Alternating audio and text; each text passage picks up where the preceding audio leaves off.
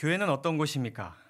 에클레시아라는 그 말의 정의는 우리가 계속해서 살펴보는 것처럼 부르심을 입은 사람들의 모임입니다. 강조점이 이 사람들과 모임에 있습니다. 그래서 이 모임의 크기는 중요하지 않습니다. 부르심을 입은 사람들이 모이면 그것이 2명이든 100명이든 그곳은 교회가 될 수 있습니다.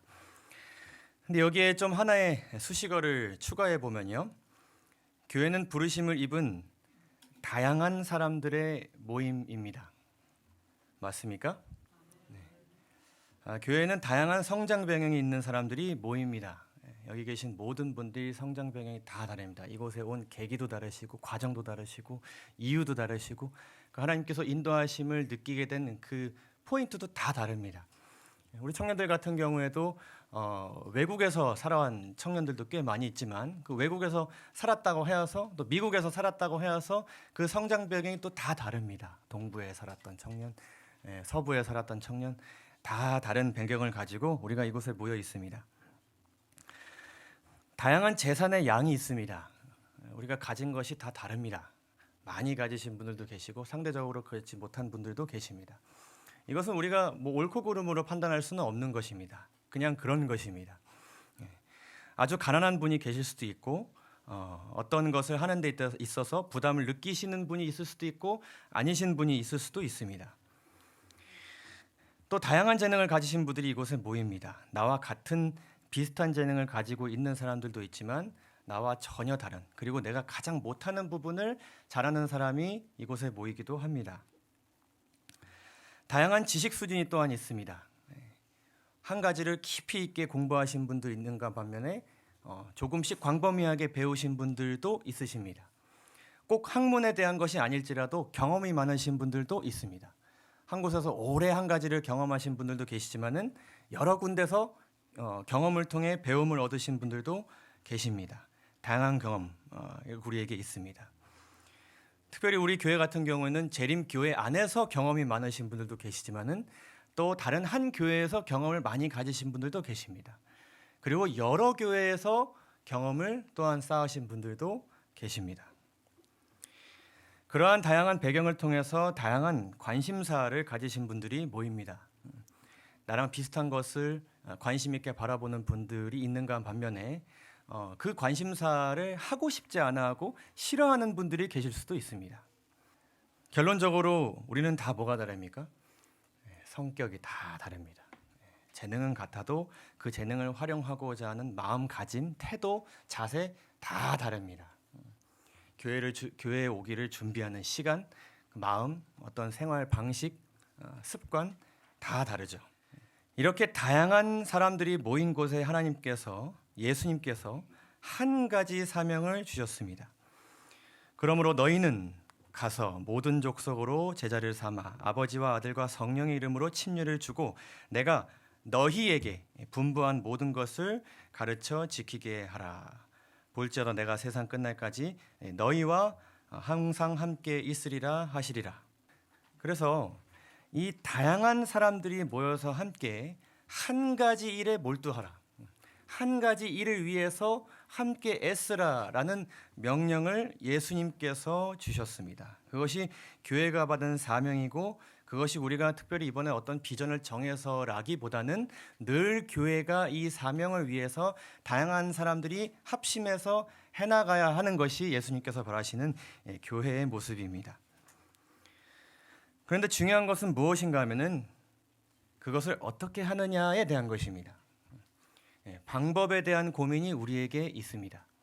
이렇게 다양한 사람들이 있고 다양한 성격이 있고 다양한 재능들이 있는데 이 한 가지 사명을 위해서 우리가 연합을 하고 이 한 가지 사명을 위해서 여러 가지 일들을 해야 되는데 그것을 어떻게 하느냐, 그것이 문제입니다.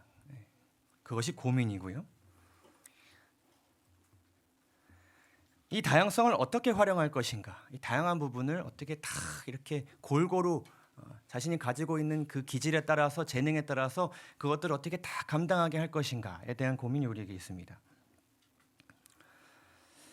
다양성을 어느 정도까지 수용할 것인가 중요한 문제인가요? 다양하다고 해서 막 그냥 원하는 대로 다 할 수 있게 할 수는 또 없습니다. 하나님께서는 질서를 요구하시기 때문에 다양성을 우리가 수용할 때 거기에는 또 선이 있습니다. 어느 정도까지 우리가 그것을 수용할 것인가에 대한 고민이 있습니다. 또한 우리가 통일성을 위해서 한 가지 사명을 위해 하나 되어 가는 것을 위해서 우리가 어떤 방법을 사용할 것인가? 교육적인 걸 사용할 수도 있고 우리가 뭐 여러 가지 권면을 할 수도 있고요. 개인적인 교제를 통해서 그것을 우리가 해나갈 수도 있는데 또 우리가 그렇다고 해서 어떤 무언가를 강제하거나 하나님께서 원하시지 않는 방법을 선택할 수는 또한 없습니다. 그럼 방법에 대한 고민이 우리에게 있죠. 이제 이런 고민들이 있다 보니까 의견차가 발생할 수 있습니다. 이 부분은 우리가 통일성을 맞춰야 된다. 이것을 조금 더 우리가 강하게 밀고 나가야 된다라는 의견이 있을 수 있고 이 부분은 좀 다양하게 우리가 좀 존중해 줘야 된다는 의견이 있을 수 있습니다. 근데 교회 입장에서는 그 중에 하나를 선택하거나 이 두 가지를 조화시켜야 되는데 그러다 보면 무엇이 있을 수 있다고요? 의견차가 있을 수 있습니다. 의견차가 조금 많아지다 보면은 부딪힘이 있을 수도 있고요. 이럴 때 우리가 어떻게 해야 될 것인가? 그래서 우리는 성경을 통해서 교회의 어떤 부분들이 다양할 수 있고 어떤 부분들이 통일되어야 하는가에 대한 이해가 필요합니다. 다양할 수 있는 부분에 대해서 우리가 무리하게 통일시킨다면 그것 또한 조금 이제 하나님께서 원하시지 않는 모습으로 흘러갈 수도 있고요. 통일되어야 하는데 막 여기저기 다양하게 된다면 그것 또한 하나님께서 원하시지 않는 모습이 될 수도 있습니다. 우리가 이 주제를 오늘 좀 다뤄보려고 합니다. 성경은 늘 다양성 가운데 통일성을 추구하십니다. 신명기 6장 4절을 보시게 되면 우리 하나님 여호와 오직 하나인 여호와시니라고 말씀하십니다. 하나님께서는 한 분이신 분이십니다. 근데 여기서의 에하드, 하나라는 단어는 다른 성경에서 이렇게 사용되었습니다.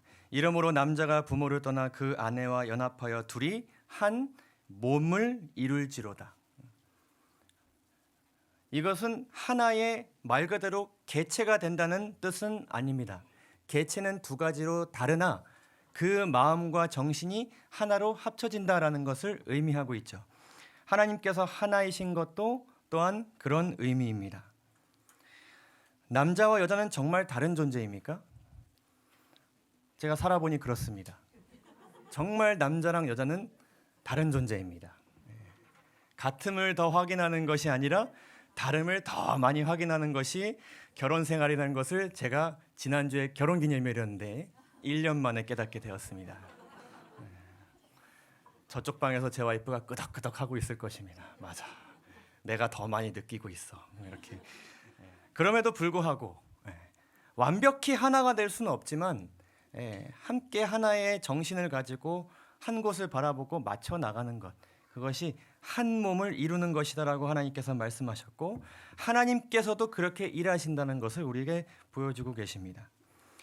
창세기 34장 26절을 보게 되면 여기서도 한 민족, 다른 번역에서는 한 백성이 되어야 한다는 말씀을 하시는데 이 또한 마찬가지로 에하드라는 단어로 표현되어 있습니다. 우리가 한 백성으로 움직여야 되는 것, 그것이 우리에게 하나님께서 주신 명령인데 이 다양성 가운데 통일성을 이루면서 활동하는 최고의 예는 바로 이 삼위 하나님에게 있습니다. 성부께서는 근원으로서, 성자 하나님께서는 중보자로서, 성령 하나님께서는 실행자로서 활동하십니다.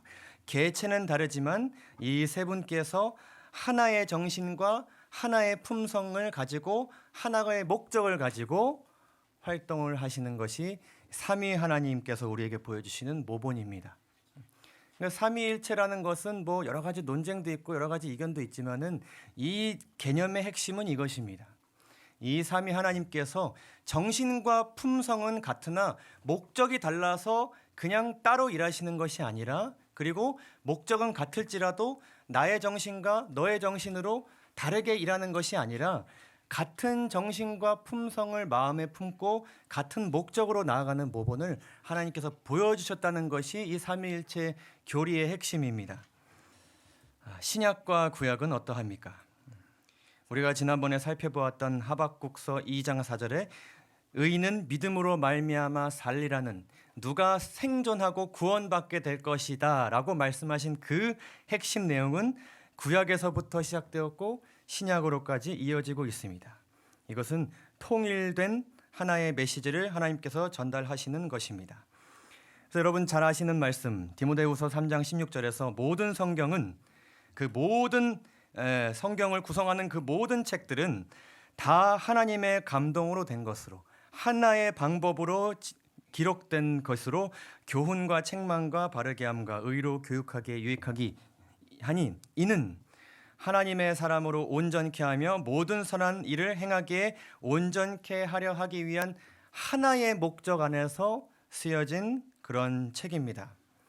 그러나 그 가운데서 하나님께서는 다양성을 존중해 주셨습니다. 이 사복음서는 그 다양성에 대한 하나님의 존중이 나타내는 가장 대표적인 예입니다. 예수님의 기록을 한 사람이 기록하도록 하시지 않고 네 사람이 다양한 시각과 다양한 방식으로 이 말씀을 기록하도록 하셨습니다. 마태는 왕이신 예수님을 강조했고요.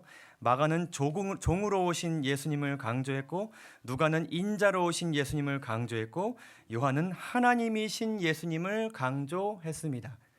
강조한 그 포인트는 조금 다를지 몰라도 자신이 처한 환경과 자신의 어떤 수준과 자신이 바라보는 어떤 세계관에 의해서 성경을 기록됐을지라도 다양하게 기록됐지만 그 메시지는 예수님에 대한 것이고 복음에 대한 것으로 통일되도록 성령께서 이끄셨습니다. 그래서 이곳에 기록된 책 내용이 저곳에서는 기록되지 않은 것들도 있고, 같이 기록된 것인데 다른 방식으로 표현된 말씀도 많이 있습니다. 우리가 이번 주에 살펴보았던 것처럼 그 부자 법관에 대해서 마태는 내 소유를 팔아라고 기록했는데 마가는 어떻게 기록했습니까? 내 소유를 다 팔아, 이렇게 또 기록했습니다. 이러한 어떤 다양성, 하나님께서 존중해 주심으로 인하여서 그분께서 일하시는 그러한 방식을 드러내셨습니다. 성경 가운데 표현된 사상들은 마치 쇳물을 녹여 주물에 붓는 것처럼 어떤 틀에 박힌 일률성으로 표현하여 단조롭게 들리도록 하지 않으셨다. 모든 사상들의 창조주가 되시는 하나님께서는 동일한 사상을 가지고 여러 다른 정신을 가진 사람들에게 감명을 주시되 각자 그 받은 감명을 서로 상반되는 모순이 없이 다른 방법으로 표현할 수 있다. 이러한 차이점들이 존재한다는 사실이 우리를 당혹해 하거나 혼란시켜서는 안 될 것이다. 각자는 자기의 소질과 교육의 배경을 따라 깨닫기 편한 특수한 문제들을 생각하게 된다. 태양광선은 여러 다른 사물들을 비추고 있으나 그 빛을 반사하는 사물들은 각기 다른 색깔들을 나타낸다. 그리고 나타내는 이 모습을 하나님께서는 활용하셔서 성경을 기록하셨다라는 것을 우리가 이해할 수 있게 됩니다. 자, 그렇다면 교회는 어떠할까요? 교회와도 마찬가지시죠. 특별히 이 그리스도의 몸으로서의 교회, 고린도전서 12장 27절의 말씀처럼 너희는 그리스도의 몸이요 지체의 각 부분이라라는 이 말씀은 이 교회 또한 다양성 가운데서 통일성을 이루어야 된다는 것을 강조하고 계십니다. 특별히 이 고린도전서 12장에서 13장, 에베소서 4장, 로마서 12장의 말씀은 교회를 구성하는 모두가 반드시 읽어야 되는 필독 내용이라는 것을 여러분들 꼭 기억하시고 이 말씀을 꼭 묵상하시고 읽으시기를 권면합니다. 이 말씀들을 여러분 꼭 읽으시기 바랍니다. 교회의 일원으로서 이 말씀을 우리가 반드시 잘 이렇게 읽어볼 필요가 있습니다. 이 말씀들 속에는 여러 가지 우리가 잘 아는 중요한 구절들, 중요한 표현들이 있지만 이것을 쭉 한번 읽어보시는 것이 굉장히 중요합니다. 이것을 한번 읽어보실 때에 교회는 이런 곳이고 교회는 이런 것이 목적이 되어야 되고 이런 것이 통일되고 이런 것이 다양할 수 있구나라는 것을 잘 이해할 수 있게 됩니다. 이 말씀을 통해서 우리가 이 교회에는 어떤 것들이 다양할 수 있고 또 통일되어야 한다는 것을 좀 살펴보려고 하는데요. 먼저 볼 것은 무엇이 통일되어야 하는가에 대한 것입니다. 무엇이 교회 안에서 통일되어야 하는가? 에베소서 4장 4절에서 6절에 있는 말씀 다 함께 읽어보도록 하겠습니다. 몸이 하나이요. 시작. 몸이 하나이요 성령이 하나이니 이와 같이 너희가 부르심의 한 소망 안에서 부르심을 이루느니라. 주도 하나이요 믿음도 하나이요 침례도 하나이요 하나님도 하나이시니 곧 만유의 아버지시라. 만유에 계시고 만유를 통일하시고 만유 가운데 계시도다. 아멘. 자, 이 말씀을 통해서 무엇이 하나 되어야 되는가에 대한 답을 얻을 수 있습니다. 첫 번째로는 몸입니다. 몸. 몸이 하나라는 것은 우리가 이 몸 안에 있다는 것이고 우리가 각 지체로서 서로 나뉘어질 수 없는 하나로 묶여진 유기체이자 가족이라는 것을 의미합니다. 이것은 일종의 회사와는 다른 개념입니다. 여러분들 이제 한 회사에서 일하시다가 너무나도 부당한 이익을 받고 도저히 이곳에는 일할 수 없다는 생각이 드실 때 어떻게 하십니까? 어떻게 해야 됩니까? 우리 박진 청년 어떻게 했습니까? 퇴사해야죠. 그러나 일을 안 하고 살 수는 없으니 또 이직을 해야 되고요. 그러나 교회는 그런 것이 아닙니다. 그리스도의 몸인 이 교회에서 우리가 지체라는 것은 하나로 묶여진 유기체라는 것입니다. 유기체라는 건 하나의 생명체라는 것을 의미합니다. 우리가 팔 없이 살 수 없고 다리 없이 살 수 없는 것처럼 다 필요한 존재로서 어떨 때는 좀 이 몸에서 벗어나고 싶을지라도 계속 이 기능을 못하는 팔일지라도 가지고 가야 하는 그런 하나의 유기체라는 것입니다. 성령이 하나다. 이것은 우리 각 지체의 거듭남을 이끄신 분은 오직 성령 하나님 한 분이시라는 것입니다. 여기에는 그 어떤 다른 대상이나 어떤 사람의 역할이 들어가지 않습니다. 오직 성령께서 이끄셨기 때문에 여러분들 이곳에 나온 것입니다. 이것이 결코 당연한 일이 아닙니다. 이 시간 우리가 다른 곳에 갈 수 있고 다른 것을 할 수 있는데 이곳에 와야겠다고 생각하시게 된 것, 오고자 하는 마음을 가지시게 된 것, 다 누구의 역사입니까? 성령의 역사입니다. 또한 성령의 하나님의 그 능력, 인도하심으로 인하여서 그렇게 우리가 그리스도의 삶을 시작했지만 그 이후의 삶 또한 누구께서 이끄시는 것입니까? 성령께서 이끄시는 것입니다. 그것은 오직 성령 한 분께서 하셔야 된다는 것을 우리 스스로가 모두 함께 인정해야 된다는 것, 이 부분에 있어서는 우리가 통일된 사상을, 통일된 믿음을 가지고 있어야 합니다. 부르심의 한 소망이 있다. 이것은 디도서 2장 13절을 보게 되면 재림에 대한 복스러운 소망을 나타냅니다. 우리에게는 한 소망이 있어야 됩니다. 일부는 재림을 향해서 그 소망을 가지고 살아가는데 어떤 분들은 그냥 한평생 잘 살고 죽는 것도 나쁘지 않겠다. 그것은 이 교회 안에서 통일되어야 되는 부분입니다. 이 교회는 재림을 향해 나아가는 곳이어야 하고 재림을 향해서 우리가 함께 통일성 있게 그 마음을 하나로 이렇게 모으는 일을 우리가 해야 됩니다. 부르심은 무엇입니까? 그것은 두 가지를 나타낼 수 있습니다. 그것은 구원으로의 초청, 예수께 나아올 때 너희가 믿음으로 구원을 받을 수 있다라는 것에 대한 나 개인에 대한 초청, 그리고 나만 구원받는 것이 아니라 다른 사람도 구원받아야 한다는 선교를 위한 부르심, 이 부르심이 우리 각자에게 동일하게 하나 되게 주어졌다는 것을 우리가 이해할 수 있게 됩니다. 우리는 이것 때문에 이곳에 온 것입니다. 다른 이유로 이곳에 온 것이 결코 아니라는 것을 우리가 또한 기억해야 됩니다. 주는 무엇입니까? 이것은 충성의 대상이 같다는 것입니다. 충성의 대상이 다르면 안 됩니다. 사람이 충성의 대상이 될 수도 없고 내가 충성의 대상이 될 수도 없습니다. 오직 만물의 주인이신 예수 그리스도께 우리는 충성하는 것입니다. 그렇기 때문에 우리의 충성의 대상이 조금 바뀌어질 것 같을 때 우리는 이것을 통일시키는 노력을 해야 되는 것이죠. 자, 믿음은 무엇입니까? 이것은 동일한 구원관에 대한 것입니다. 내가 어떻게 구원받는 것인가에 대한 다른 이해가 있을 때 우리는 이것을 통일시킬 필요가 있습니다.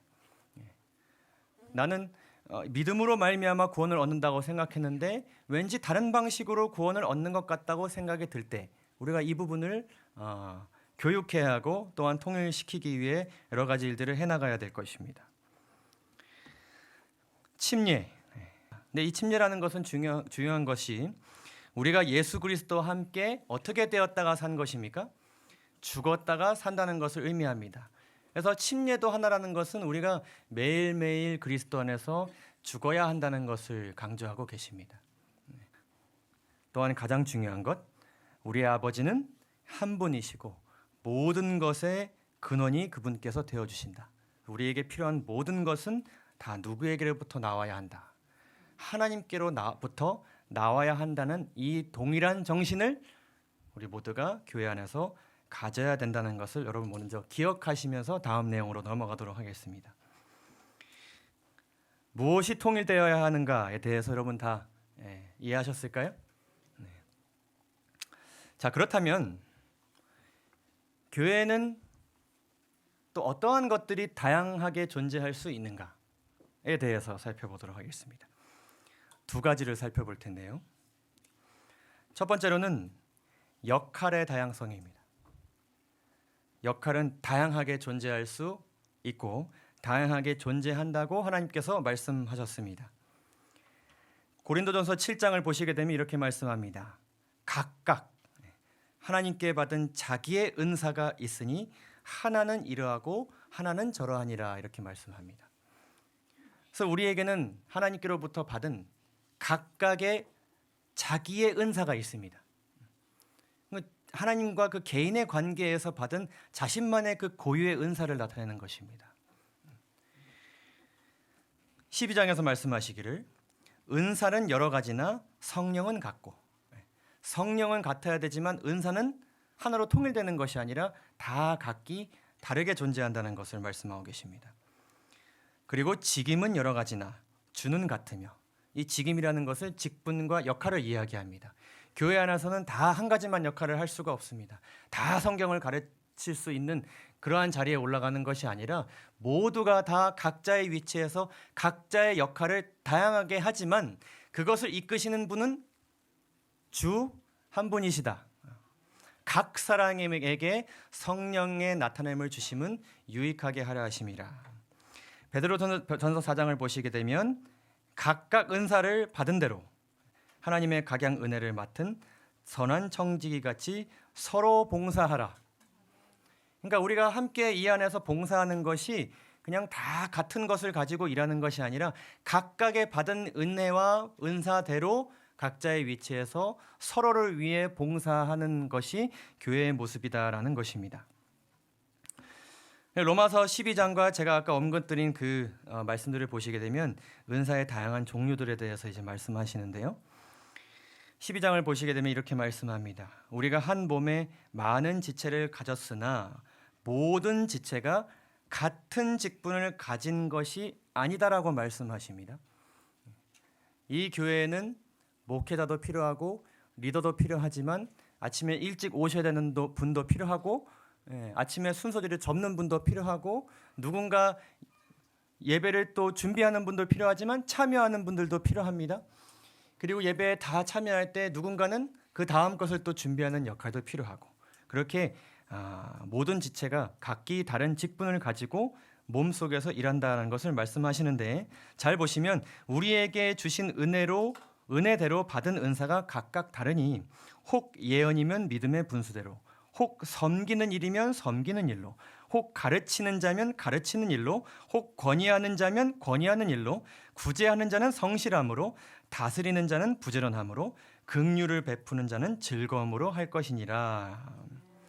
그래서 여기 보시면 이제 섬기는 일, 구제하는 일, 긍휼을 베푸는 자 이러한 사역을 감당하는 것은 사실 우리 모두가 다 함께 할 수 있는 것들이고 또 어떤 것들은 특정 그 은사를 받은 사람들이 감당할 수 있는 그런 역할로 이제 볼 수 있습니다.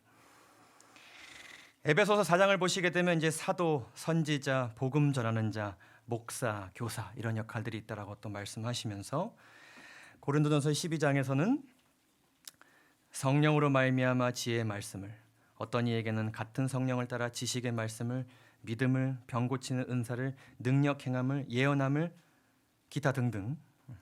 이 모든 일은 같은 한 성령이 행하사 그 뜻대로 각 사람에게 나눠 주시느니라. 또한 이 말씀을 좀 보겠습니다. 12장 21절, 눈이 눈더러 내가 너를 쓸데없다 하거나 또한 머리가 발더러 내가 너를 쓸데없다 하거나 하지 못하리라.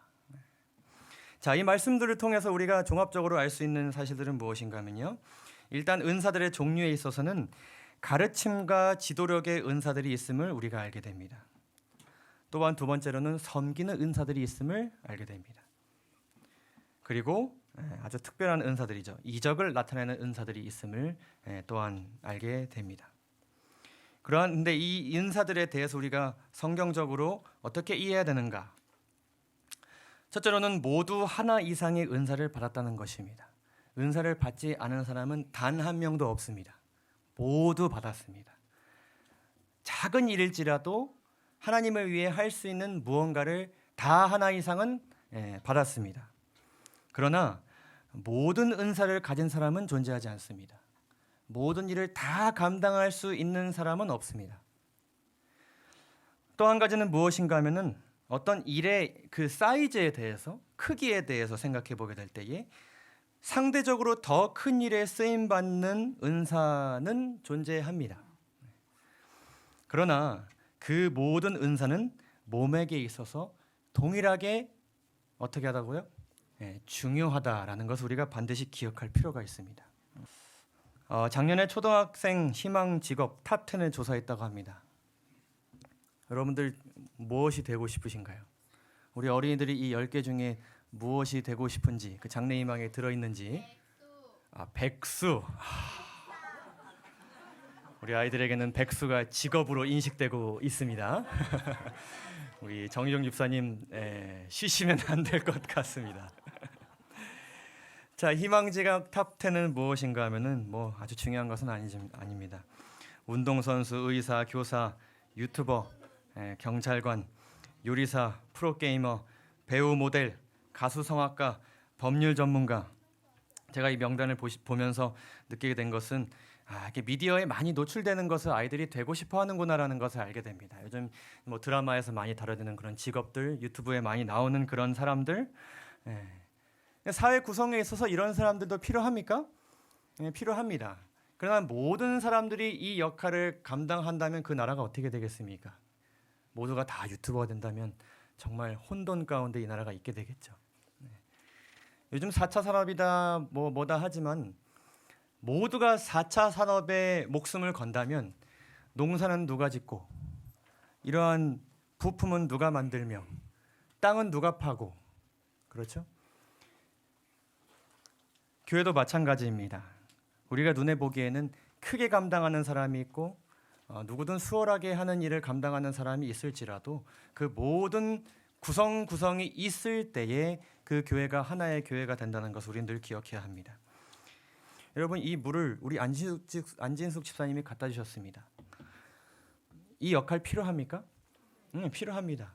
때로는 우리가 이것이 준비되지 않아서 당혹스러울 때가 많이 있는데 우리 집사님께서 이 역할을 딱 맡으신 이후로 항상 물이 이 자리에 가장 적당한 온도로 마련되어 있습니다. 이 은사, 이 역할은 하나님께서 귀히 생각하시는 은사가 맞습니까?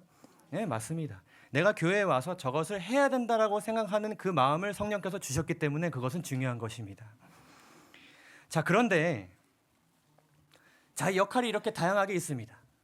다양하게 이 역할을 가지고 각자의 위치에서 잘 일합니다. 그러면 모든 것이 형통할까요? 또 그렇지는 않습니다. 성경을 보시게 되면 상태의 다양성에 대해서 말씀하십니다.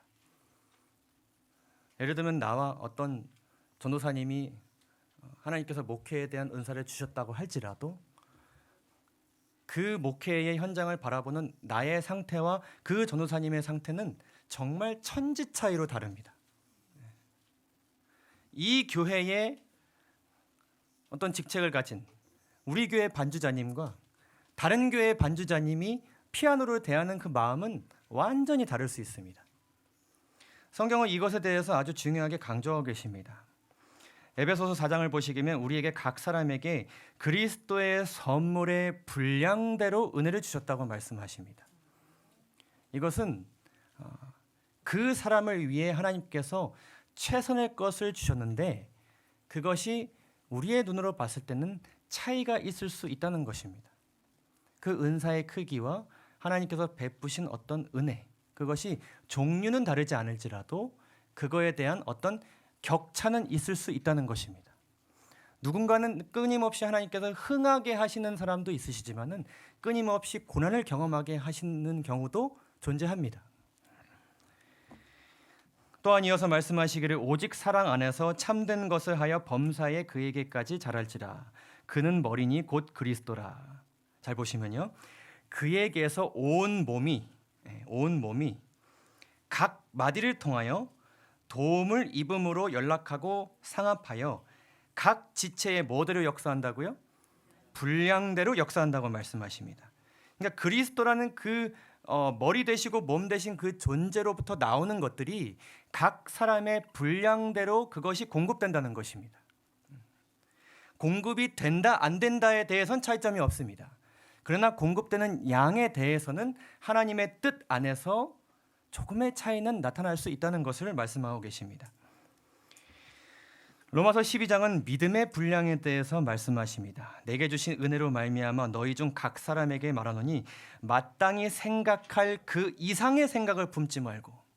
그러니까 나에게는 어떤 믿음의 분량이 있는데 내가 감당도 못하고 도저히 생각할 수 없는 수준까지 너무 지나치게 생각하지 말고 하나님께서 각 사람에게 나눠주신 믿음의 분량대로 지혜롭게 생각하라고 하나님께서 권면하고 계십니다. 그래서 모든 일은 한 성령이 행하사 그 뜻대로 각 사람에게 나눠주셨다고 말씀하시고 계십니다. 여러분 히브리서 11장 24절에서 26절을 보시게 되면은 이 믿음으로 모세가 이런 선택을 했다라고 하시는 이 말씀 자체를 우리가 그렇구나라고 생각하실 수 있겠지만은 이 말씀에 담긴 이 믿음의 분량이라는 것은 어마어마한 것입니다. 믿음으로 모세는 장성하여 바로의 공주의 아들이라 칭함을 거절한 것과 애굽의 모든 보아보다 예수님을 위하여 욕먹는 삶을 더 큰 재물로 여겼다는 것은 이것은 굉장한 것입니다. 물론 이 굉장한 믿음 때문에 구원을 받는 것은 아닐지라도 이 분량은 대단한 것입니다. 그림을 잘 보시기 바랍니다. 이 바로의 공주의 아들이라 되는 것은 그 아들이 이 이집트에 뭐가 되는 것이냐면 신의 목록에 그의 이름이 추가되는 것입니다. 그렇게 정말 극진한 대우를 받는 것이 아니라 한 국가의 신으로서의 공경과 존경과 대우를 받는 것입니다.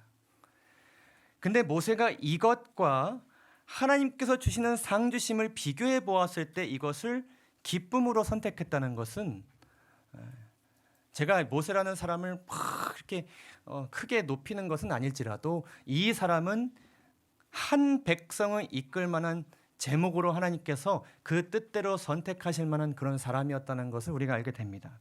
이 일을 아무나 감당할 수 있었을까요? 아주 작은 마을에서 이런 어떤 투쟁과 고난도 없이 조용히 지낸 한 사람이 갑자기 이 일을 감당할 수 있을까요? 그럴 수 없는 것입니다. 그래서 하나님께서는 그 뜻대로 분량대로 쓰신다라는 것을 우리가 이해할 필요가 있습니다. 우리 안에는 이러한 차이가 있을 수 있습니다.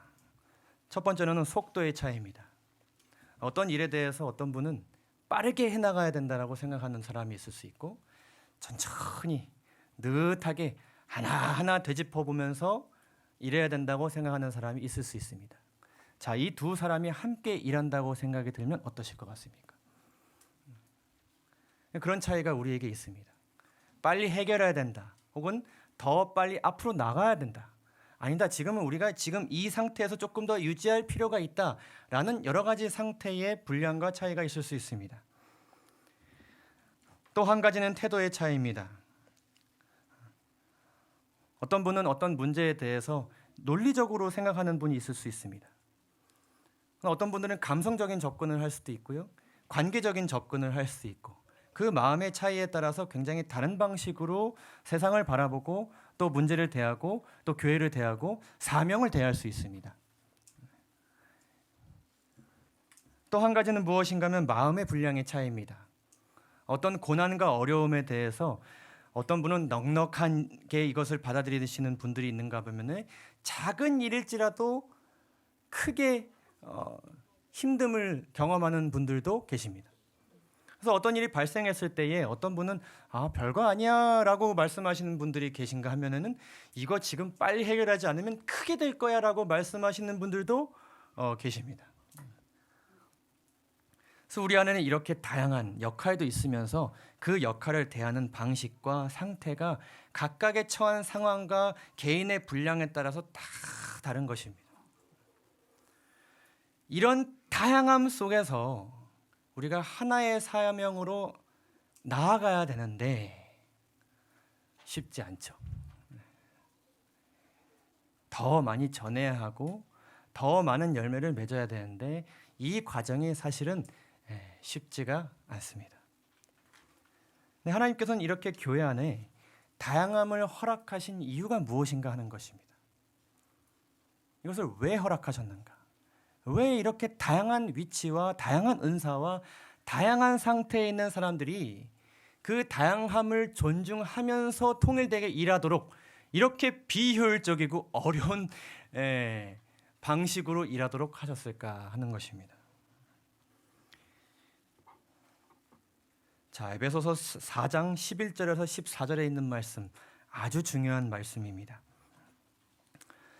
제가 읽겠습니다. 그가 혹은 사도로, 혹은 선지자로, 혹은 복음 전하는 자로, 혹은 목사와 교사로 주셨으니 이는 성도를 온전케 하며 봉사의 일을 하게 하며 그리스도의 몸을 세우려 하심이라. 주신 목적에 대해서 지금 말씀하셨습니다. 우리가 다 하나님의 아들을 믿는 것과 아는 일에 하나가 되어서 무엇을 이루어? 온전한 사람을 이루어 그리스도의 장성한 분량이 충만한 데까지 이르리니. 그러니까 다양성을 주신 이유가 지금 어디에 있습니까? 성도를 어떻게 하는 것에? 온전케 하는 것에 있다라고 말씀하십니다. 이는 이 목적을 가지고 일할 때 이는 우리가 이제부터 어린아이가 되지 아니하며 사람의 괴술과 간사한 유혹에 빠져 모든 교훈의 풍조에 밀려 요동치 않게 하려 함이라. 자, 다양한 구성원들이 이곳에 있고 우리가 그 은사들을 활용하여서 교회에 주신 한 사명을 위해 나아가게 되는데 두 가지 질문을 우리가 가지게 될 수 있습니다. 더 좋은 성과를 내기 위해 다양함을 허락하셨는가? 다음은 성과를 내기 위한 과정 속에서 품성이 자라나도록 하기 위해 다양성을 허락하셨는가? 두 가지 중에 어느 것이 맞습니까? 둘 다 맞습니다. 왜냐하면 하나님께서 그리스도의 몸을 세우게 하시기 위해서 주셨다는 말씀도 포함시키셨기 때문에 이 두 가지 다 맞습니다. 이 교회는 더 많은 자들이 이 교회에 오게 하기 위해서 다양성을 활용해야 되는데 강조점이 어디 있냐는 것입니다. 그것은 오른쪽에 있습니다. 그리고 뭐라고 말씀하시냐면은 유혹을 이기는 힘이 어디서 나온다고 말씀하셨냐면은 성과를 내기 위한 과정 속에서 품성이 자라나는 가운데 유혹을 이기는 힘이 나온다고 말씀하셨습니다. 이 교회가 얼마나 더 많이 성장하고 얼마나 더 많은 사람들이 오게 되었는가를 통해서 힘이 생기는 것이 아니라 한 사명을 위해 우리가 나아가는 과정 속에서 서로 맞춰보는 그 과정을 통해서 우리가 유혹을 이기는 힘을 얻게 될 것이라고 말씀하고 계십니다. 이것이 다양성을 교회에 주신 가장 중요한 목적입니다. 그래서 그 이후의 말씀들을 보시게 되면 너희가 이것을 기억함으로 인하여서 어떤 결과와 성과에 대해서 말씀하시는 것이 아니라 계속해서 뭘 강조하시냐면은 너희가 이방인이 그 마음에 허망한 것으로 행함같이 행하지 말라. 그러니까 이방인들이 살아가는 방식으로 행하지 말라라고 말씀하시면서 새 사람을 입으라, 이웃과 더불어 참된 것을 말하라, 분을 품지 말라, 선한 말을 하라, 서로 인자하게 하여 불쌍히 여기며 서로 용서하라. 다 뭐에 대한 것입니까? 품성에 대한 것입니다. 그리고 예수님을 닮는 과정에 대한, 닮는 그 과정에 대한 것입니다. 성화에 대한 것이죠. 영감의 글은 말씀하시기를 은사의 다양성은 운영 방법의 다양성을 가져오지만은, 그러니까 중요한 것은 하나의 우리가 목표를 향해서 나아가는 데서 이것을 어떤 방법으로 채택해야 되느냐, 그것을 결정하는 것이 주된 목표가 되는 것이 아니라 그것을 정하는, 이렇게도 할 수 있고 저렇게도 우리가 할 수 있는데 그것을 해나가는 과정 가운데서 모든 것을 모든 사람 가운데 역사하시는 하나님은 같으시다라는 것을 우리가 기억하면서 주님께서는 그분의 택하신 종들이 함께 조화된 노력을 기울이는 일에 연합하는 방법을 배우시기를 바라신다. 이것을 배우기 위해 다양한 사람들을 우리에게 허락하신 것입니다. 또한 말씀하시기를 상태의 다양성이 하나님께서 성품을 향상 발전시키고자 계획하신 방법 중에 하나라는 것입니다. 요한복음 13장을 보시게 되면 예수님께서 이렇게 말씀하셨습니다. 새 계명을 너희에게 주노니 서로 사랑하라. 내가 너희를 사랑한 것 같이 너희도 서로 사랑하라.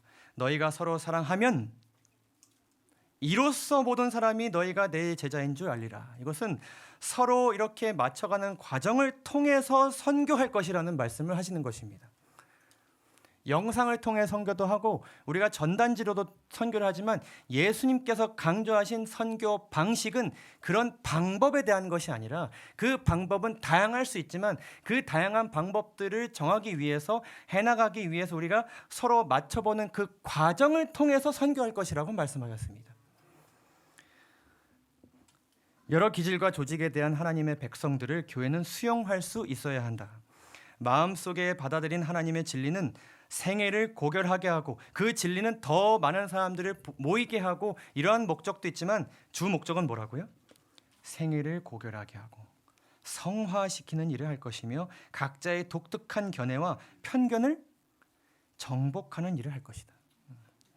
가능한 한 각자는 서로가 가까워지기 위해서 노력해야 한다. 하나님을 사랑하고 진리를 사랑하는 모든 사람은 크고 흰 보좌 앞에서 전승과 승리의 기쁜 노래가 펴지도록 이 노력함 가운데서 불신자들에게 감화를 끼칠 것이고 그리스도께로 영혼들을 인도할 것이다.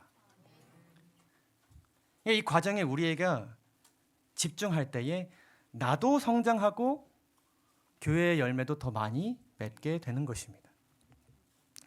그래서 다양성으로 인하여서 교회에 문제가 발생할 수 있습니까?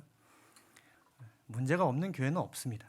그런데 우리가 기억해야 될 가장 중요한 생각이 무엇인가 하면은 이 다양성 때문에 저 사람의 일하는 것이 참으로 너무 스타일도 안 맞고 기질도 안 맞고 성격도 안 맞고 이러한 어떤 이질감, 어떤 다름을 우리가 발견하게 되었을 때 제일 먼저 생각해야 되는 것이 무엇인가 하면 여러분 꼭 이걸 꼭 기억하시기 바랍니다. 어떨 수 있다. 그럴 수 있다. 그럴 수 있다. 그렇게 생각할 수 있다. 그렇게 받아들일 수 있다. 그렇게 판단할 수 있다. 부딪힘이 있을 수 있습니까? 있으면 안 됩니다. 그러나 부딪힘이 생길 만한 상황이 교회 안에서 발생할 수 있다. 그래서 이 다양성으로 인한 문제의 발생은 교회가 더 이상 희망이 없다는 끝지점을 의미하지 않습니다. 크게 어떤 부딪힘이 일어나게 됐을 때 이 교회는 더 이상 발전 가능성이 없구나가 아니라 그것은 각 지체의 품성 변화를 위한 무엇이 돼야 된다고요? 시작점이 돼야 됩니다. 다양성으로 인한 문제의 발생은 더 이상 내가 할 수 있는 것이 없다. 해야 할 것이 없다는 것을 의미하는 것이 아니라 통일성을 향해 지금 우리에게 무언가 할 것이 생겼다는 것을 의미합니다. 그래서 교회 안에 여러 가지 다름으로 인한 여러 가지 일들이 발생하게 되었을 때에 이 교회는 왜 이런 모습일까? 왜 이렇게 다를까? 이렇게 생각하는 것이 아니라 그 다름을 통해서 내가 지금 해야 할 일, 우리가 같이 해야 할 일이 생긴 것이기 때문에 지금 해야 할 일 그것에 우리가 집중하면 나도 자라나는 것이고 그 할 일을 통해서 함께 맞춰 나가는 가운데 누가 오는 것이에요? 열매들이 맺게 되는 것입니다. 여러분, 이 모습은 예수님께서 정말 십자가에 달려 돌아가시기 직전까지 기도하신 가장 그분의 간절한 바람이었습니다. 이들을 통해서 더 많은 열매를 맺게 해주세요. 더 큰 어떤 조직으로 발전하게 해주세요. 이것이 예수님의 고백이 기도가 아니었습니다. 내게 주신 영광을 내가 저희에게 주었사오니 이는 우리가 하나 된 것 같이 저희도 하나 되게 하려 함이니이다. 우리가 하나 되게 하시기 위해서 하나님은 하나가 되신 것입니다. 그리고 다른 사람들을 하나 되게 하기 위해서 우리로 하여금 하나 되기를 바라시는 것이죠. 여기서 예수님께서는 우리가 방금 살펴본 내용을 강조하십니다. 곧 내가 저희 안에 아버지께서 내 안에 계셔서 저희로 무엇을 이루어?